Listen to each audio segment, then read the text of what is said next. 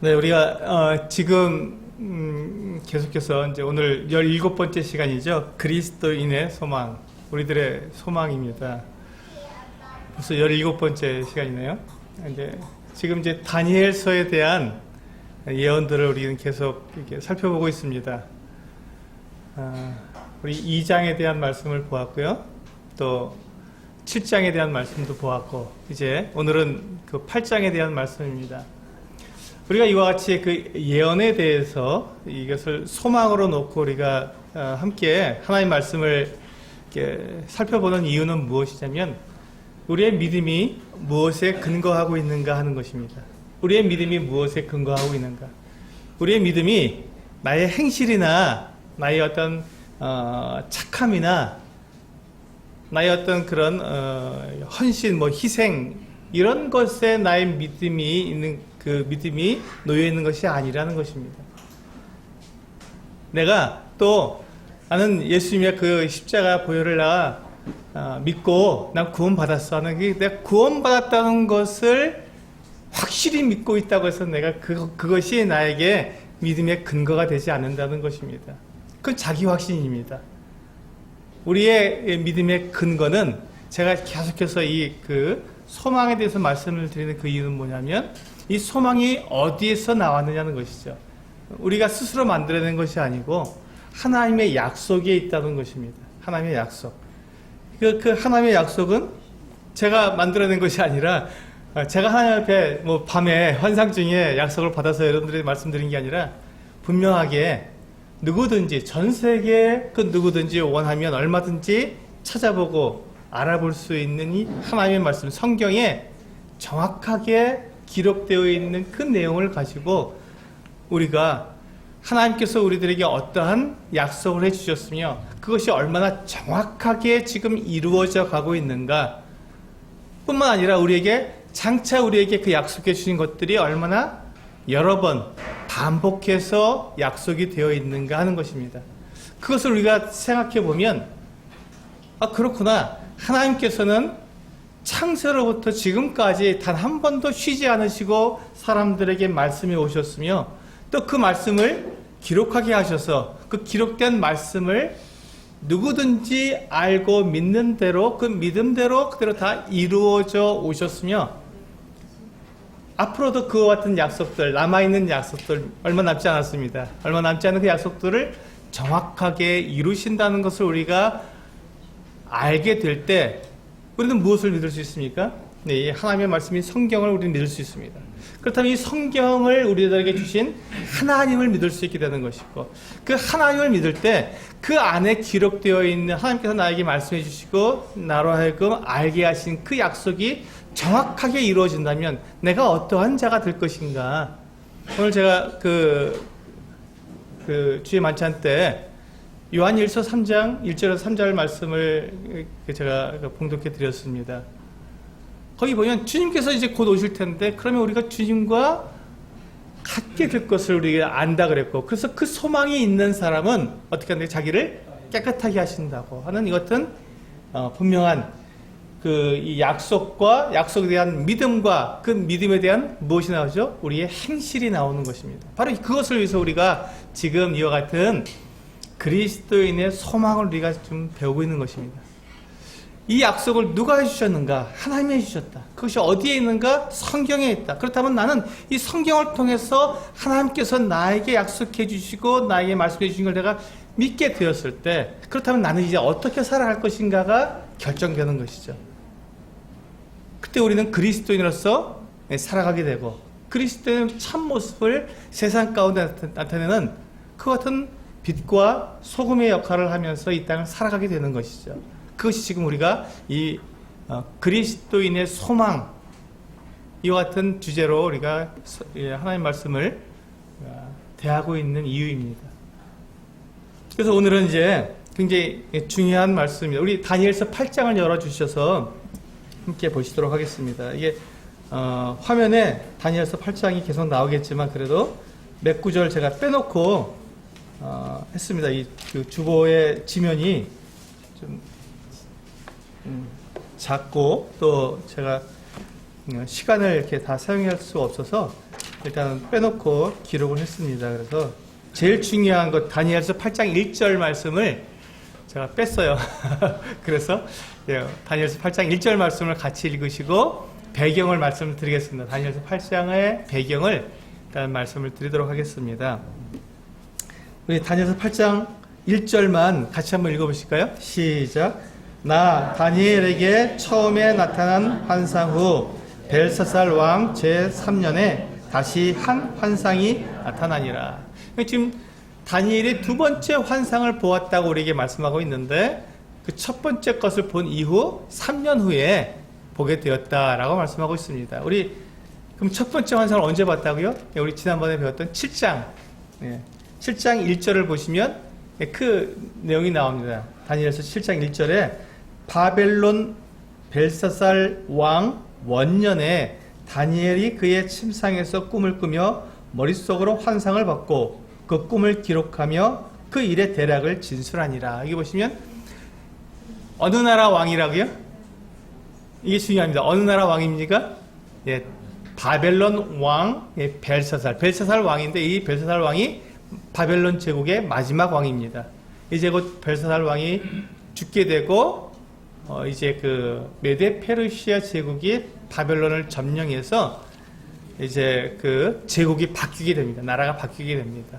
근데 그 전에 이제 몇 년 전에 바벨론이 멸망하기 몇 년 전에 다니엘이 두 번째 환상을 받았는데 그것이 바로 오늘 8장의 내용입니다.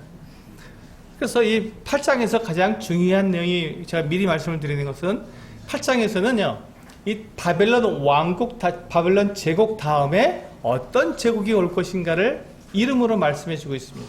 메데 페르시아 제국, 메데 바사라고 성경은 되어 있는데요. 바사는 페르시아의 그냥 우리가 이렇게 한자어를 이렇게 따서 적다 보니까 페르시아를 바사라고 우리가 우리 한글 성경에는 이렇게 번역이 되어 있습니다. 그래서 메데 페르시아 제국이 그 다음에 이을 것이고 메데 페르시아 제국의 그 특징을 그 성경에서 다니엘이 예언해 놓은 다음에 그 다음에 메데 페르시아 제국을 그 정복하고 그 다음 이을 나라가 헬라다라고 하는 이야기를 해줍니다. 근데 헬라 제국에 대한 아주 분명한 특징을 우리들에게 예언으로 말씀해 주고 있습니다. 지금 그러니까 이 다니엘서가 우리가 보고 있는 8장은 메데 페르시아 제국이 아직 일어나기 전입니다. 아직 이 바벨론을 점령하기 전입니다. 그걸 예언해 놨고요. 그 다음에 이 메데 페르시아 제국이 약 200년 정도, 200년 정도 유지하고 있는데 200년 후에 헬라 제국이라고 정말 작은 나라가 마케도니아에서 헬라가 부흥해서 이 지금 메데 페르시아를 완전히 정복할 것을 정확하게 이야기해주고 있는 것이 8장입니다. 그 이름으로 헬라 제국이 일어난다. 그리고 그 헬라 제국이 누구로부터 시작되냐면 알렉산더 대왕으로부터 시작하는데 그 알렉산더 대왕에 대한 특징을 정확하게 말해준 다음에 알렉산더 대왕이 일찍 죽고 그러면 네 나라로 나뉘게 되는 것까지 정확하게 8장에서 말씀해주고 있습니다. 그리고 이제 그 뒤로 넘어가서 9장에서는 이 일곱 이레에 대해서 말씀해 주시고 10장, 11장, 12장에서는요 이 헬라 제국의 네 나라 중에서 셀루키드 왕국이라고 하는 그 왕국의 아주 그냥 그 네 번째 그 왕인 이 안티오코스 4세 에피파네스라고 하는 이 정말 악한 왕이 일어나서 이스라엘을 완전히 괴롭히는 그 같은 모습까지 아주 굉장히 상세하게 기록해 놓았습니다. 정말 놀라울 정도로 그렇게 기록해 놓았습니다. 그래서 그 내용까지 우리가 살펴보면 다니엘서가 다 끝나게 되고 그 다음에 요한계시록에서 마지막 우리들의 소망에 대해서 살펴보고 25번으로 이 그리스도의 소망을 맞춰보려고 합니다. 근데 우리가 방금 지금 다니엘이 지금 이 두 번째 환상을 받았는데 그것이 어떤 배경이었냐면 아직 바벨론 제국이 멸망하기 전에 바벨론 제국 마지막 왕인 벨사살 제3년에 이 환상을 받았다고 기록해 놓고 있습니다. 또 어떤 환상이었냐면 우리 3절과 4절 같이 읽어보시겠습니다. 시작. 내가 눈을 들어 본즉 강가에 두 뿔 가진 순양이 섰는데 그 두 뿔이 다 길었으며 그중 한 뿔은 다른 뿔보다 길었고 그 긴 것은 나중에 난 것이더라. 내가 본즉 그 순양이 서쪽과 북쪽과 남쪽을 향하여 받으나 그것을 당할 짐승이 하나도 없고 그 손에서 구할 자가 없으므로 그것이 원하는 대로 행하고 강하여졌더라. 여기 보시면 우리 계속해서 이렇게 환상의 어떤 동물이나 이런 신상이나 이런 것으로 우리 하나님께서 사람들에게 말씀해 주시는 것을 볼 수 있습니다. 근데 왜 그렇게 하실까요? 왜 어떤 사람 얼굴 보여주시고 이름 보여주시고 이렇게 하시면 쉬울 텐데 그렇게 안 하시고 왜 이렇게 그 짐승이나 신상이나 이런 것으로 우리들에게 사람들에게 말씀해 주셨을까요? 그 이유는 뭐냐면 그 특징을 정확히 기억할 수 있도록 하시는 것입니다. 지금 이게 지금 이게 뭐 한 10년, 20년 정도의 기간을 두고 우리에게 말씀해 주신 게 아니라 수천 년 동안 지금 이 말씀이 유지되어 오고 보호되어 오고 우리들에게 전해져 내려온 것입니다. 그러므로 이것이 어떤 사람의 이름이나 또 어떤 이런 모습이었다면 우리가 쉽게 잊어버리고 관심이 없을 것입니다. 그런데 어쨌든 금신사, 금, 은, 동, 철로 되어 있고 또 새와 진흙으로 되어 있는 신상, 그럼 바로 머릿속에 딱 그려지죠. 또 지금 여기서 보신 것처럼 이렇게 짐승들, 사자가 나타나고 또 표범이 나타나고 곰이 나타나고 표범이 나타나고 이렇게 되면 그 특징을 정확하게 기억하게 됩니다. 지금 이번엔 순양이 나타났는데 순양은 뿔이 있지 않습니까? 두 뿔이 있는데 두 뿔이 다 길었는데 한 뿔이 훨씬 더 긴 거예요. 그 뿔은 그 나라의 왕을 말합니다. 왕을. 그러니까 뿔이 있는데 이 뿔이 한 순양이 나타나는데 순양은 메데 페르시아를 말하고 있고요. 그리고 두 뿔이 있다. 근데 하나는 메데 왕이고 하나는 페르시아 왕인데 페르시아 왕이 훨씬 더 강하고 큽니다. 그래서 이 페르시아가 메데를 정복해 버립니다. 그리고 잠시 동안만 메데 페르시아라고 하는 이름을 썼다가 나중에 메데를 지워버리고 페르시아만 이름을 쓰게 됩니다. 근데 이 메데 왕국이 더 먼저고요. 페르시아 왕국이 나중입니다. 그러니까 나중에 나온 뻘이 더 길었다 하고 되어 있지 않습니까? 그만큼 더 힘이 세고 권력이 더 컸던 것을 우리는 여기 말씀해 주고 있는 것을 볼 수가 있습니다. 제가 말씀드린 게 아니라요. 나중에 우리 22절인가요? 거기부터 보시면 다 설명이 되어 있습니다. 제가 말씀드린 게 아니라 8장에서는 그것을 해석해 주셨습니다. 그래서 우리 분명히 이 다니엘과 또 느부갓네살의 꾼 그 금신상에 대한 해석을 이 8장을 가지고 해석할 수 있게 된 것입니다. 정확하게. 그런데 이 순장이 어떻게 했냐면요. 서쪽과 북쪽과 남쪽을 향하여 받았다 이렇게 되었습니다. 근데 어느 쪽이 빠졌습니까? 사방에서? 동쪽만 빠져 있습니다. 왜 그러냐면 지금 페르시아가 이란 쪽이기 때문에 이란에서 지금 이 터키 쪽으로 동쪽에서 서쪽으로 침공을 해서 제국을 크게 만든 나라입니다. 그러니까 이 페르시아 동쪽이면은 이제 인도로 넘어가거든요. 근데 페르시아는 인도 쪽으로 넘어가지 않았습니다. 인도가 막강한 나라이기 때문에 이쪽으로 터키 쪽으로, 이스라엘 쪽으로 이쪽에서 서쪽으로 진행하면서 북쪽과 남쪽에는 이집트까지를 정복해서 큰 제국을 이룬 것이 메데 페르시아 제국인데 정확하게 말씀해 주고 있는 것이죠. 동쪽은 빠져 있습니다. 사방이 중에서. 그 다음에 이제 5절부터 보시면 또 새로운 나라가 나옵니다. 이제 우리 5절과 6절 같이 한번 읽어보시겠습니다. 시작.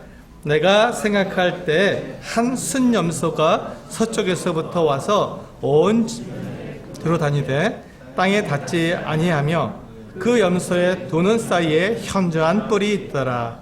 그것이 두 뿔 가진 순양 곧 내가 본 바 강가에 섰던 양에게로 나아가되 분노한 힘으로 그것에게로 달려가더니.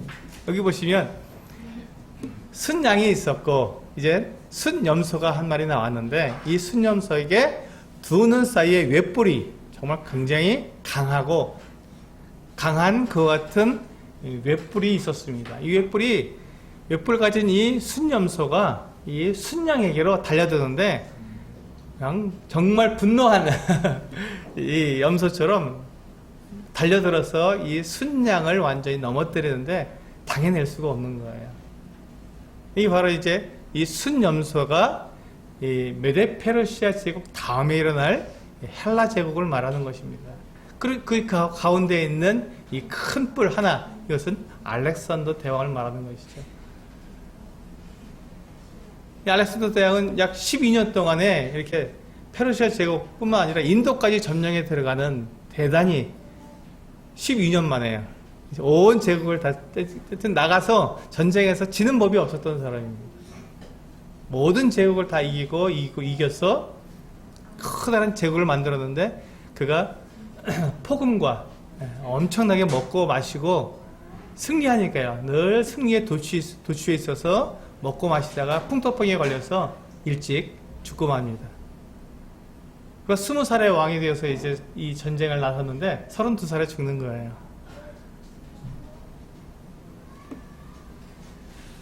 이제 그것이 여기 나와 있죠. 우리 7절과 8절 한번 보실까요? 네, 시작.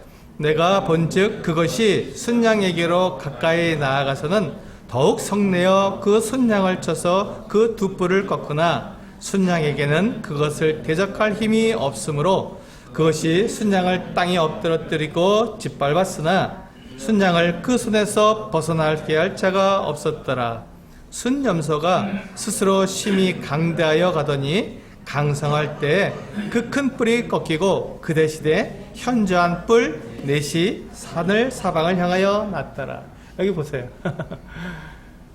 이 뿔이 굉장히 이 순염소 한 가운데 눈 사이 두 눈 사이 있던 이 외뿔이 강성해졌을 때, 정말 세계 제국을 딱 이루었을 때 그때 딱 뽑혀버린 거예요. 그리고는 네 뿔이 다시 난 겁니다.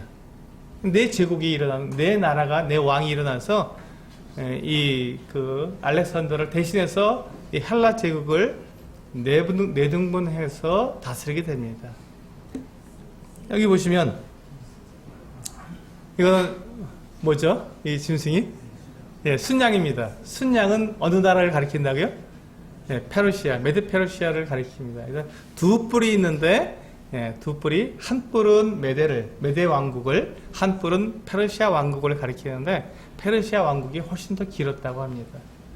그러니까 이 양을 딱 보는 순간 우리는, 예, 페르시아 제국을 기억할 수 있고, 이 기억이 오랫동안 갑니다. 이번에는 털이 긴, 예, 순염소가 나타납니다. 네, 꼭 유니콘처럼, 예, 유니콘이 뭐 외뿔이란 뜻인 거예요. 유니콘이 하나 있습니다. 외뿔이 두 눈 사이에 있습니다. 근데 이 순염소가 얼마나 강렬하게 달려드는지요. 네, 순양이 꼼짝하지 못합니다. 그냥 쳐서, 예, 발로 밟고 두 뿔을 다 꺾어버리죠. 그리고는 이제 홀로, 네, 제국을 이루었는데, 이 순염소의 이 외뿔이 그가 강성할 때, 가장 큰 나라를 이루었을 때 뽑혀갖고는 이렇게 네 뿔로 나눠져 버립니다. 네 뿔로. 그런데 이제 여기서요, 아주 굉장히 가장 중요한 내용이 나옵니다. 이게 뭐냐면, 지금 하나님께서 이스라엘 백성들에게 이 말씀을 하시는 이유가 뭐냐면, 마지막에 될 일들, 저 맨 끝에, 지금 이 이스라엘 나라의 끝이 아니라 이 인류의 맨 끝에 될 일들에 대해서 말씀해 주시기 위해서 지금 이렇게 지금 예를 들어서 설명해 주고 있는데, 우리가 방금 보았던 이 뿔이 뽑히고 네 뿔이 나오는데, 네 뿔 중에 거기 한 뿔에서 작은 또 한 뿔이 나오는데, 이 뿔이 엄청 커져서 이스라엘 나라를 정복하고 그 나라를 괴롭히는데, 아주 그냥 하나님께서 정말 미워하실 정도로 그렇게 이 이스라엘 나라를 괴롭힙니다.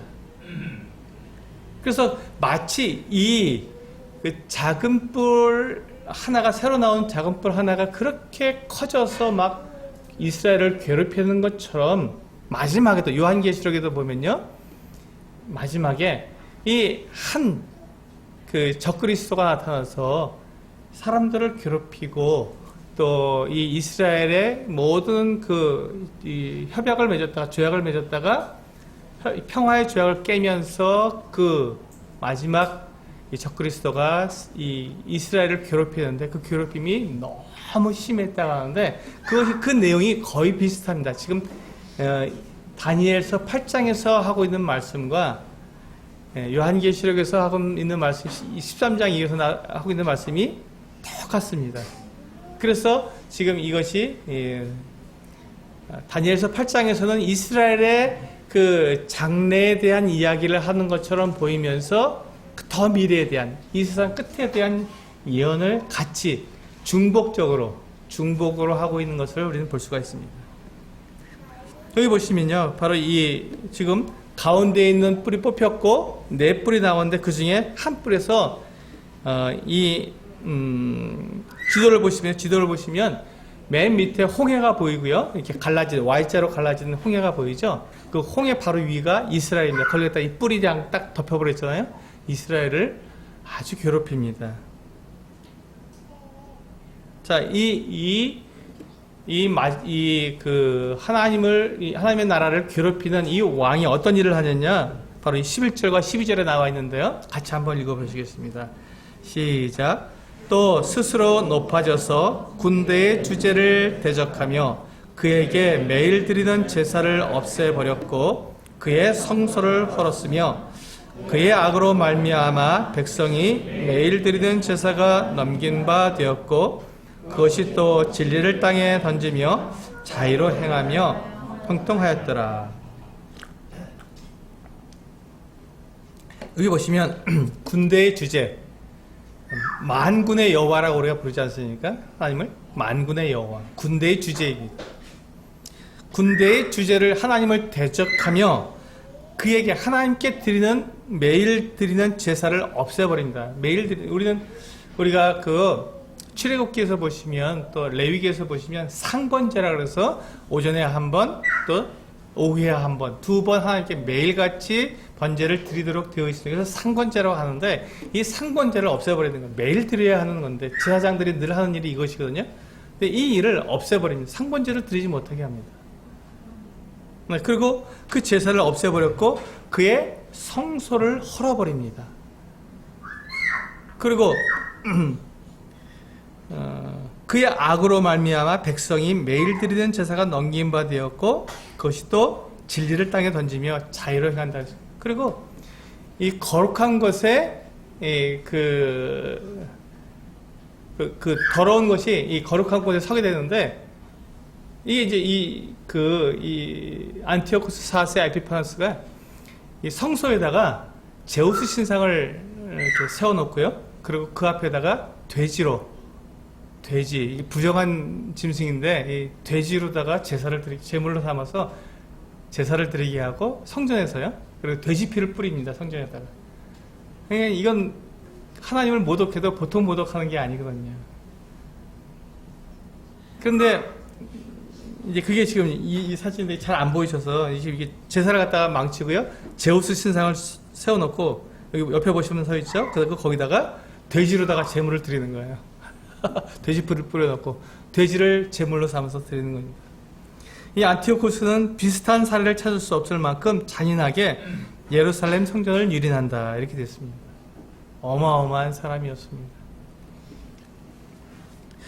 근데 여기 보시면 이 안티오코스 4세 에피파네스가 이와 같이 성전을 유린하는 기간이 딱 정해져 있습니다. 이게 굉장히 놀라운 거예요. 한번 읽어보실까요? 13절 14절 시작. 내가 들은즉 한 거룩한 이가 말하더니 다른 거룩한 이가 그 말하는 이에게 묻되 환상에 나타난 바 매일 드리는 제사와 망하게 하는 죄악에 대한 일과 성소와 백성이 내준 바 되며 짓밟힐 일이 어느 때까지 이르고 하며 그가 내게 이르되 2300 주야까지니 그때 성소가 정결하게 되리라 하였느니라. 2300일이라고 했어요. 2300일. 2300 주야로 되어 있기 때문에 이것은 연으로 계산할 수 없고 이것은 한 날로 계산하게 됩니다. 그래서 2300일입니다. 2300일이면 1년이 360일로 그때는 계산하고 있었습니다. 1년이 360일, 그러니까 6년쯤 조금 넘습니다. 6년 조금 넘는데 그 6년 조금 넘는 기간 동안에 이 안티오코스 4세 에피파네스가 이스라엘을 유린하고 완전히 다 성소를 갖다가 회파하는 이와 같은 일이 있는데, 그게 이렇게 계산해 보니까 주전 이 안티오코스 에피파네스가 주전 171년에 이제 시작을 합니다. 그리고는 주전 164년에 그 마카비 형제들이 이 안티오코스를 이기고, 그 다음에 이 성전을 깨끗하게 하는, 그래서 수전절, 전을 깨끗하게 만들었다 수전절이라고 하는 수전절 행사를 합니다. 그래서 이제 성전을 완전히 다 정화시키고 그렇게 해서 성전을 거룩하게 한 그날. 그래서 2300일 동안 이 다니엘에게 정말 나중에 난 그 작은 뿔이 이스라엘을 괴롭힐 텐데 그의 날짜는 2300일이다 하고 분명히 못을 박았는데, 정확히 안티오코스 4세 에피파네스가 그 2300일 동안 이 성소를 회파하고 이스라엘 백성들을 괴롭히는 그와 같은 일이 있고, 그 다음에 그가 무너져 버린 것이죠. 하나님의 때는 하나님께서 정하신 대로 그대로 다 이루어집니다. 그 날까지 하나님께서 정확하게 정하셨으면 그 정하신 그 날에 정확하게 이루어지는 것이죠. 그래서 이 수전절이라고 되는데, 이것을 요한복음 10장 22절에 보면 예수님께서 이 수전절에 이렇게 예루살렘에 있었던 것을 보게 됩니다. 네, 여기 보시면 이제 드디어 제가 말씀드린 것이 왜 그렇게 우리가 그렇게 해석할 수 있는가? 왜 순양을 왜 메데페르시아라고 말하고 순염소를 왜 헬라라고 말하나? 우리 사람들이 지어낸 말이 아니라 성경에 그렇게 약속되어 있습니다. 한번 읽어보실까요? 19절부터 21절까지 시작. 이르되 진노하시는 때가 마친 후에 될 일을 내가 내게 알게 하리니 이 환상은 정한 때 끝에 관한 것임이라. 내가 본 바 두 뿔 가진 순양은 곧 메대와 바사 왕들이요, 털이 많은 순염소는 곧 헬라 왕이요, 그의 두 눈 사이에 있는 큰 뿔은 곧 그 첫째 왕이요. 첫째 왕이라고 분명히 말씀하고 있습니다. 그래서 이 순양은 메데 페르시아를 말하고 있다는 것을 제가 말씀드린 거고, 그 다음에 헬라가 일어날 것이다. 근데 그 외뿔이 바로 그의 첫 번째 왕이 바로 알렉산더니까요. 알렉산더를 말하고 있다는 것을 우리는 분명히 알 수 있는 것입니다. 지금 이게 이렇게 된 것이죠. 이 그림에 보시면 순양이 동쪽에서 서쪽으로 지금 이렇게 정신없이 공격해 나갑니다. 그리고 북쪽과 남쪽까지 다 합쳐서 페르시아 제국을 이루는 것이죠. 그때 이제 순염소가 나타납니다. 웹불 잘린 순염소가 나타나서 이 순양을 무너뜨리고, 그리고 이제 그 순염소의 그 웹불이 부러지고 네 나라로 바뀐다는 것이죠. 여기 보시면 그 네 나라로 나눈다는 게 이렇게 해석해 주고 계십니다. 22절부터 24절까지 같이 읽어보겠습니다. 시작. 이 뿔이 꺾이고 그 대신에 네 뿔이 났은즉 그 나라 가운데에서 네 나라가 일어나되 그의 권세만 못하리라. 이 네 나라 마지막 때에 반역자들이 가득할 즈음에 한 왕이 일어나리니 그 얼굴을 뻔뻔하며 속임수에 능하며 그 권세가 강할 것이나 자기 힘으로 말미암은 것이 아니며 그가 장차 파괴 행위를 하고 자의로 행하여 형통하며 강한 자들과 거룩한 백성을 멸하리라. 거룩한 백성 이스라엘 백성들을 멸한다는 것을 보여주고 있습니다. 그게 지금 이렇게 네 나라로 나뉘는 거죠. 헬라 제국의 알렉산더 대왕이 죽고 난 다음에 카산드라 왕국, 셀루커스 왕국, 리시마커스 왕국, 톨레미 왕국 이렇게 나눠졌습니다. 근데 여기서 이제 맨 동쪽에 있는 리시마커스 왕국은 셀루커스 왕국에 바로 얼마 안 돼서 바로 이게 점령이 돼서 많은 역사가들이 헬라가 네 나라로 나뉜다 그랬는데 네 나라가 아니라 세 나라로 나뉘었는데 왜 네 나라를 하느냐 하고 자꾸 이렇게 비평을 했습니다.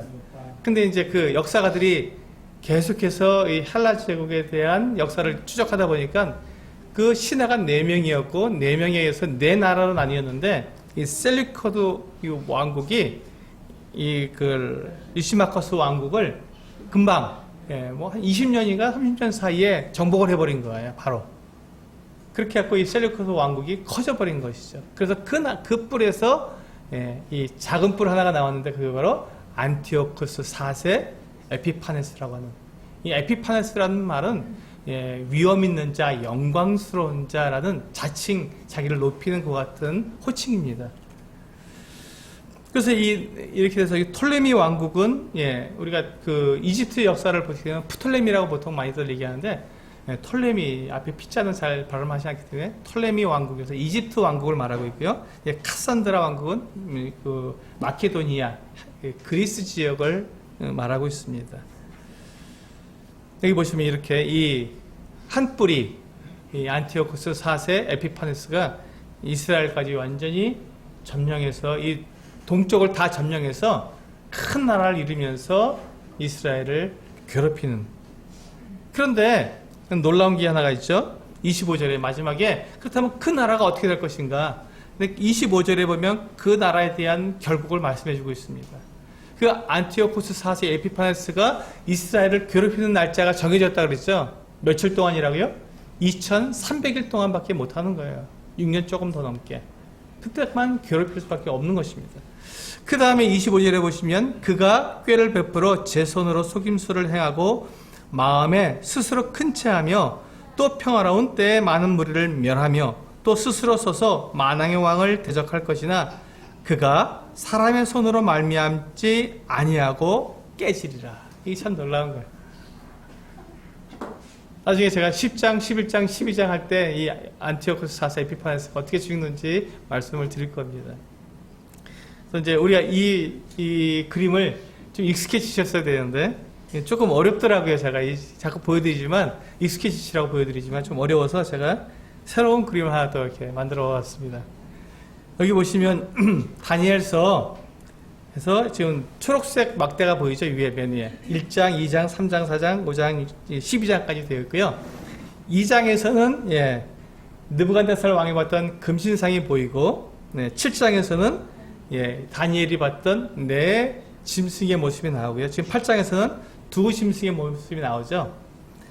이게 그렇게 해서 우리가 옆으로 쭉 가 보니까 11장, 12장에서는 그것이 바로 페르시아의 능력 있는 왕 이 알렉산더에 대해서 굉장히 자세하게 말해줍니다.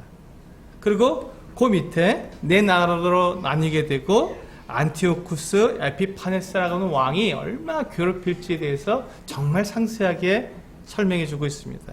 그런데 그들의 맨 마지막에 어떻게 된다고요? 여기 보시면 신상 바로 옆에 보면 사람의 손으로 앉고 뜨인 돌이 그 쇠와 진흙으로 된 발과 발가락을 쳐서 부서뜨리면 어떻게 된다고요? 마치 그 결을 이렇게 그 키를 까부를 때 겨가 날아가듯이 싹 사라져 버린다, 흔적도 남지 않는다고 말씀하셨는데 바로 그것처럼 지금 이 헬라와 또 그 헬라 제국에서 나온 그 네 나라 중 셀레큐드 왕국의 안티오쿠스 4세 에피파네스가 비록 그가 아무리 그 하나님을 대적한다 해도 하나님께서 그를 치실 것이며 그것이 마지막에 요한계시록 13장 이에 보면 그 나타날 적그리스도에게 정확하게 적용이 된다는 것입니다. 똑같이 이루어진다는 것이죠. 우리 그것을 다니엘서 2장에서 이와 같이 말씀하고 있죠. 44절 같이 읽어보실까요? 시작. 이 여러 왕들의 시대에 하늘의 하나님이 한 나라를 세우시리니 이것은 영원히 망하지도 아니할 것이요 그 국권이 다른 백성에게로 돌아가지도 아니할 것이요 도리어 이 모든 나라를 쳐서 멸망시키고 영원히 설 것이다. 이 다니엘서 2장의 그 금신상에서 우리가 본 내용입니다. 마지막에 그 뜨인 돌이 타산을 이루어서 영원한 나라를 이루는 것을 말씀할 때 지금 하신 말씀입니다. 하나님께서는 지금 이 나라를 세우실 계획을 가지시고 지금 이스라엘 백성들에게 너희가 지금은 이러이러한 나라들의 식민지가 되어서 괴롭힘을 당할 것이지만 내가 너희들에게 이 영원한 나라, 이 천년 왕국입니다. 이 천년 왕국을 너희들에게 만들어주마. 두려워하지 말고 기다리고 하나님을 믿으라고 그렇게 믿음을 말하기 위해서 그들에게 이 약속을 해주신 겁니다. 이 언약을 해주신 거예요. 그리고 45절에 보시면 2장 45절 같이 한번 읽어보실까요? 시작. 손대지 아니한 돌이 산에서 나와서 쇠와 놋과 진흙과 은과 금을 부서뜨린 것을 왕께서 보신 것은 크신 하나님이 장래일을 왕께 알게 하신 것이라. 이 꿈은 참되고 이 해석은 확실하니이다 하니.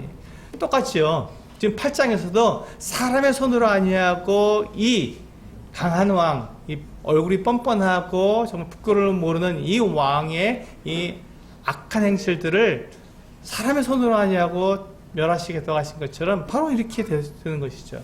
그래서 우리가 바로 이와 같은 장면들을 그림으로 보았죠. 또 다니엘 7장에서도 똑같은 말씀이 나옵니다. 한번 7장 26절과 27절 같이 읽어보시겠습니다. 시작. 그러나 심판이 시작되면 그는 권세를 빼앗기고 완전히 멸망할 것이요 나라와 권세와 온 천하 나라들의 위세가 지극히 높으신 이의 거룩한 백성에게 붙임받으리니 그의 나라는 영원한 나라이라. 또 모든 권세 있는 자들이 다 그를 섬기며 복종하리라.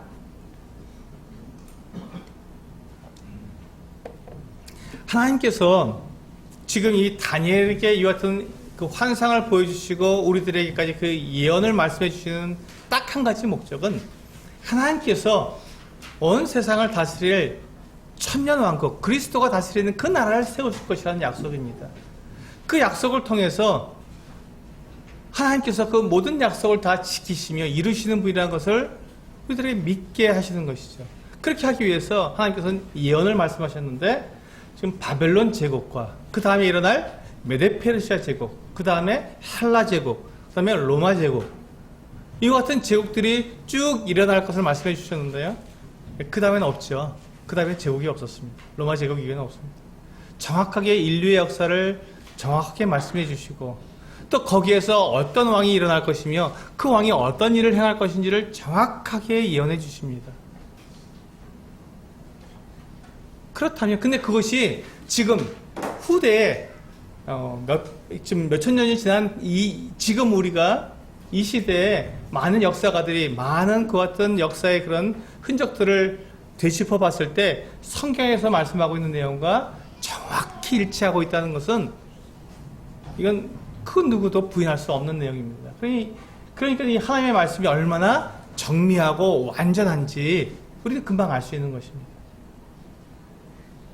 너무 정확한 거죠. 그렇다면 우리가 이 성경, 우리가 지금 읽고 있고 우리가 보고 있는 이 성경을 우리가 믿을 수 있느냐 하는 것입니다. 이 성경을 믿을 수 있느냐? 성경의 모든 내용들이 정말 하나님께서 성령의 감동을 통해서 사람들에게 쓰게 하신 것이 맞느냐 할 때 우리는 이와 같은 내용들, 우리가 지금 배우고 있는 이 예언들, 우리의 소망들을 배우게 될 때 너무나 확실하기 때문에 이 세상 그 어떤 예언가가 그렇게 예언할 수 있겠습니까? 어떤 지혜자가 이와 같은 것들을 그렇게 미리 앞으로 될 일들, 수백 년 후에 일어날 일들을 어떻게 정확히 알아서 그것을 예언할 수 있겠습니까? 인류 역사를 주장하시고 그 왕들을 세우시면 나라를 세우고 나라를 무너뜨리시는 분이 바로 하나님이시기 때문에 그 하나님께서 그의 능력과 그의 지혜대로 이 사람들의 모든 역사를 좌우하시고 왕들을 세우시기도 하시고 폐하시기도 하시는 그 약속대로 그 말씀 그대로 행하시는 분이기 때문에 그것을 우리들에게 미리 알려주시는 것이죠. 미리 말씀해 주셔서 그것이 이와 같은 일들이 일어나는 것을 보거든 우리의 믿음이 흔들리지 말라는 것이죠. 하나님에 대한 그 믿음, 하나님께서 우리 눈에 보이지 않고 하나님의 그 음성이 우리 귀에 들리지 않지만 그 하나님은 결코 우리에게서 멀리 계시는 분이 아니시고 결코 그 눈을 우리들에서 떼지 않으시고 우리를 일일이 살펴보시며 우리와 함께 하시고 우리를 부르셔서 하나님의 그 놀라운 영원한 나라에 우리와 함께 살고자 부르시는 사랑의 하나님이라는 걸 우리는 알아야 한다는 것입니다. 그것을 우리들에게 알고 분명히 믿게 하시려고 우리들에게 이 예언, 이 소망을 우리들에게 말씀해 주신 것입니다. 많은 사람들이 이것을 그냥 재미로 역사의 어떤 것들을 그냥 이렇게 예언이 맞네, 예언의 중심을 가지고 있는데 그렇지 않습니다. 하나님께서 우리에게 예언을 말씀해 주신 그 이유는 믿음 때문에 그렇습니다. 하나님에 대한 믿음.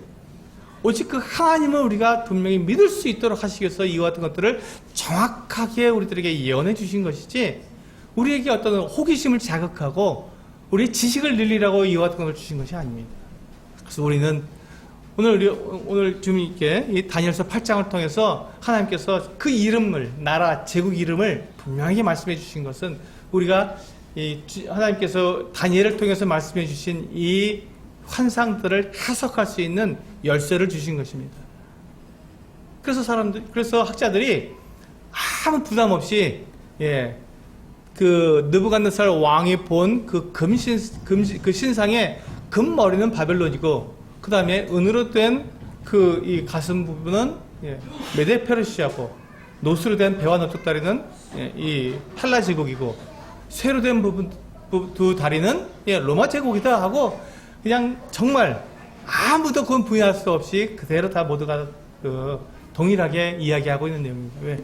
8장에서 해석해 주셨기 때문에 그렇습니다. 그래서 우리는 이 말씀을 가지고 우리는 예언을 다 해석할 수 있습니다. 아, 하나님께서 이렇게 주셨구나. 그리고 이제 9장에서는 그 시간표를 우리는 거기서 나눠볼 수 있게 됩니다.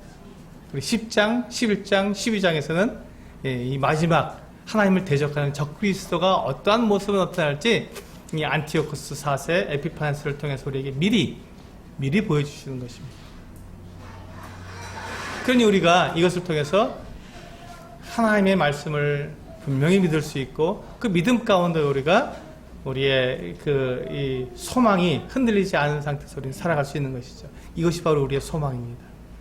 하나님께서 이 천년왕국을 약속대로 세우신다면, 우리의 소망인 예수 그리스도께서 다시 오셔서 우리를 공중에서 우리를 영접해서 주님과 함께 영원히 살게 될 그 마지막 공중에 들림받는 그 모든 것들도 정확하게 약속대로 이루어질 것을 우리는 소망하기 때문에, 우리는 이 땅에서 어떠한 삶을 살든지, 우리가 어떠한 환경에 있든지 어떠한 처지에 우리가 놓였든지 전혀 두려워하지 않고 예수 그리스도 그분을 믿으며 우리에게 주신 이 거듭남, 이 구원의 이 약속을 우리가 믿고 담대하게 살아가는 것입니다. 이게 우리가 좋은 건 아니지만, 우리가 혹시 실수하거나 우리가 잘못하거나 죄를 지었을 때에도 하나님께서는 우리들에게 약속하신 대로 이와 같은 것들을 통해서, 예수 그리스도께서 약속하신 이 모든 것들이 반드시 우리에게 이루어지기 때문에, 그것을 통해서 우리가 믿음을 잃지 않고 우리의 구원을 의심하지 않고 하나님께 나올 수 있다는 것입니다. 하나님 우리들에게 그와 같은 완전한 믿음, 흔들리지 않은 믿음을 우리에게 주시기 위해서 이와 같이 놀라운 약속들을 우리들에게 선물해 주신 것입니다. 우리 이 약속을 믿으시고 담대함 가운데 살아가시는, 또 우리 이번 금요일, 토요일, 주일 3일 동안 전도집회 앞에 나와 있죠. 이 전도집회를 위해서 기도하시고, 주님께서 우리에게 주신 약속입니다. 이게 구원의 약속이지 않습니까? 이 구원의 약속을 우리가 향해서 함께 전도집회에 함께 수고하시는 우리 성도님들 되시기를 원합니다. 기도하시겠습니다.